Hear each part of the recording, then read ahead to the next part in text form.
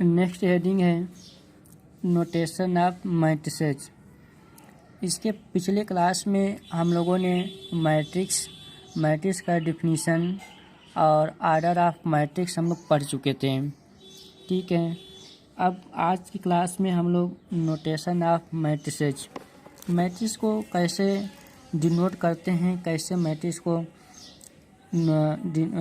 Matrix का symbol क्या होता है। ठीक है, तो हेडिंग पहले लिख लेते हैं, नोटेशन ऑफ मैट्रिसेस। अब आप देखें मैट्रिक्स का नोटेशन क्या होता है। जैसे सेट को लिखने के लिए हम लोग हमेशा कर्ली ब्रैकेट का यूज करते हैं और सेट को कैपिटल लेटर्स लिखते हैं। उसी तरीके से मैट्रिक्स को हमेशा capital letter A, capital B, capital C, capital D, A to Z कोई भी लेटर यूज करेंगे वह कैपिटल होना चाहिए। ठीक है, अब इसके बाद देखें मैट्रिक्स को अभी जस्ट हम डिफिनीशन बताए थे कि रेक्टेंगुलर में प्रेजेंट करते हैं। ए रेक्टेंगल हुआ, या तो आप 2 वर्टिकल लाइन यहाँ पर ऐसे प्रेजेंट कर दें, इस तरफ भी 2 वर्टिकल लाइन प्रेजेंट कर दें, या तो सिंपली ए इस तरीके का ब्रैकेट बना करके भी लिख सकते हैं। ठीक है, तो चाहे इस रेक्टेंगुलर बॉक्स में चाहे 2 वर्टिकल लाइन या इस तरीके से स्मॉल ब्रैकेट में, इस तरीके से अब इसमें हम एलिमेंट भर लेते हैं तो यह मैट्रिक्स का नोटेशन हुआ। इस तरीके से मैट्रिक्स के एलिमेंट को इसमें राइट करते हैं। अब आप देखें कि यहाँ पर हम एक एग्जांपल लेकर के समझाते हैं आपको कि क्वेश्चन यह है, कंस्ट्रक्ट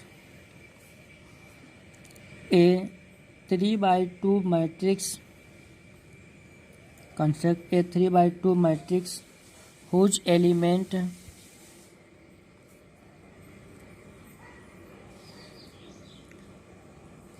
element given by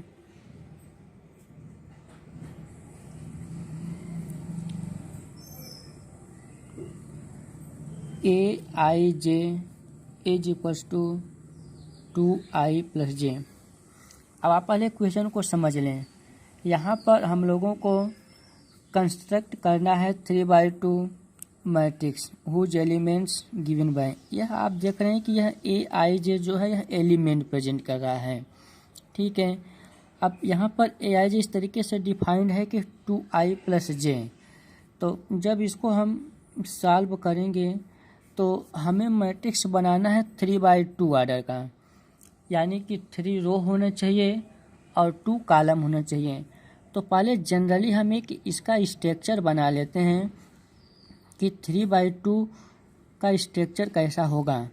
3 रो यानी कि रो 3 होना चाहिए, कॉलम 2 होना चाहिए। तो A11 A12। अब आप देख रहे हैं कि इसमें फर्स्ट रो और फर्स्ट कॉलम, फर्स्ट और second column, A21 22, A31 A32, इस तरीके से यह 3/2 आर्डर की मैट्रिक्स हुआ।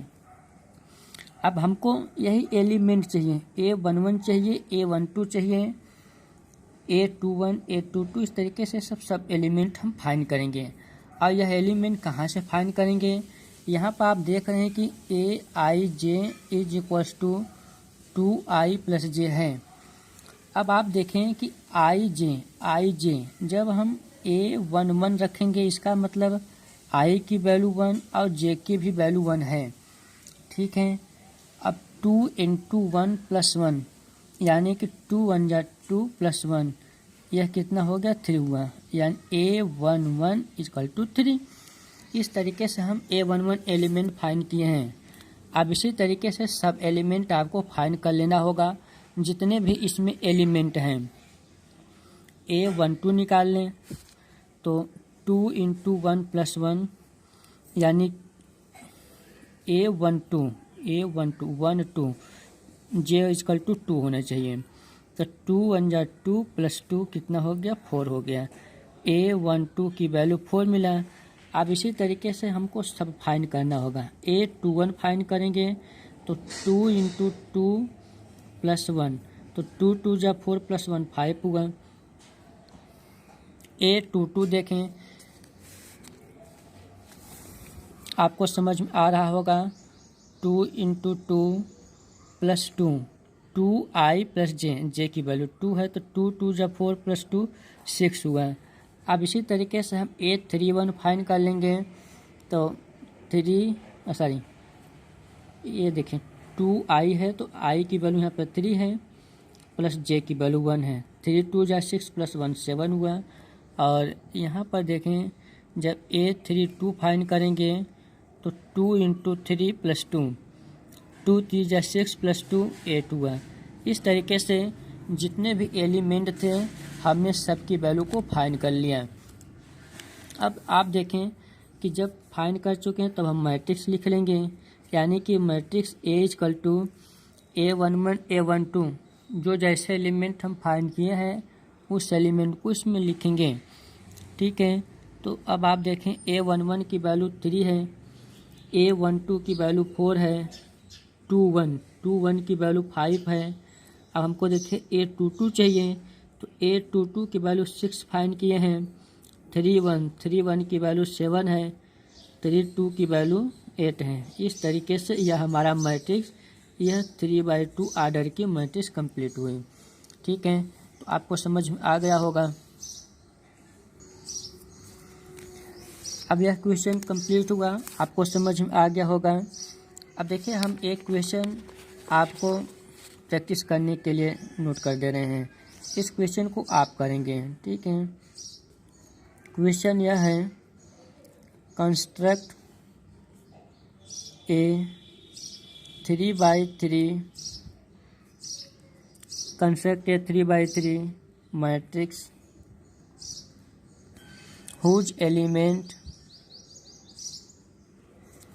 whose element given by Aij is equals to I + 2j। ठीक है, यहाँ पर क्वेश्चन हम चेंज कर दिए हैं कि हम लोगों को कंस्ट्रक्शन मतलब आप इस क्वेश्चन को खुद से करेंगे। ठीक है, 3/3 की मैट्रिक्स बनाएंगे और मैट्रिक्स इस तरीके से गिवन है कि Aij, A एलिमेंट है, I रो है, J कॉलम है। ठीक है, इस तरीके से I + 2j लिख लिए हैं। अब इसका सलूशन आप खुद से बनाएंगे।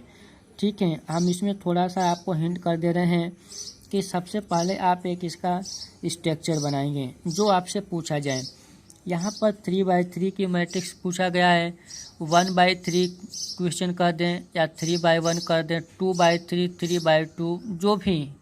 ठीक है, इस तरीके से जिस आर्डर के मैट्रिक्स आपको बनाना हो पहले आप उसका एक स्ट्रक्चर बना लिया करें, तो इससे आपको बहुत आसानी होगी। जैसे 3/3 है तो 3 रो 3 कॉलम, A11 A12 A13, और यहाँ पर देखें A21 A22 A23 A31 A32 A33।